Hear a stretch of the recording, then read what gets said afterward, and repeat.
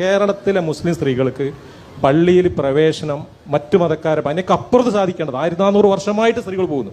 പെണ്ണുങ്ങൾക്കെന്താ പള്ളിയിൽ പോയിക്കൂടെ? ഹോർത്തോസ് പരിപാടിക്കിടെ ഒരാളുടെ ചോദ്യത്തിന് മറുപടി നൽകി മുനവർ അലി ശിഹാബ് തങ്ങളുടെ മകൾ പറഞ്ഞത് ചർച്ചയാവുകയാണ്.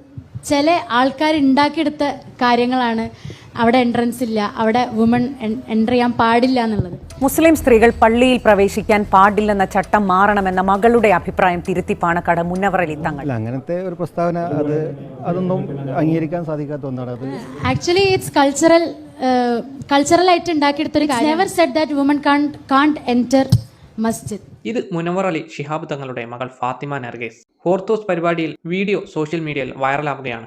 എന്നാൽ മകൾ പറഞ്ഞതിനോട് മറുപടിയുമായി തങ്ങൾ പോസ്റ്റ് ചെയ്ത കുറിപ്പാണ് വീണ്ടും ചർച്ചയാവുന്നത്. അതായത് മകൾ പറഞ്ഞത് വിവരക്കേട്.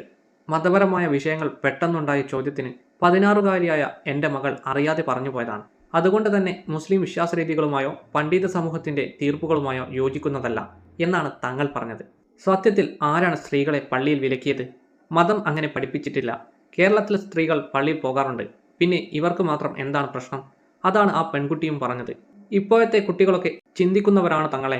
നിങ്ങളൊക്കെ ഏത് പരമ്പരാഗത പാണ്ഡിത്യത്തിന്റെ മേന്മ പറഞ്ഞവർ സത്യത്തെ മറച്ചുവെക്കാൻ ശ്രമിച്ചാലും മിഥ്യയൊന്നും കത്തി നിൽക്കില്ല. സകല മൂടുപടങ്ങളും പൊളിച്ചുമാറ്റി വളർന്നുവരുന്ന തലമുറ നിങ്ങൾ ഈ കൊട്ടിയാഘോഷിച്ച പരമ്പരാഗത പാണ്ഡിത്യത്തെ ചോദ്യം ചെയ്യുക തന്നെ ചെയ്യും.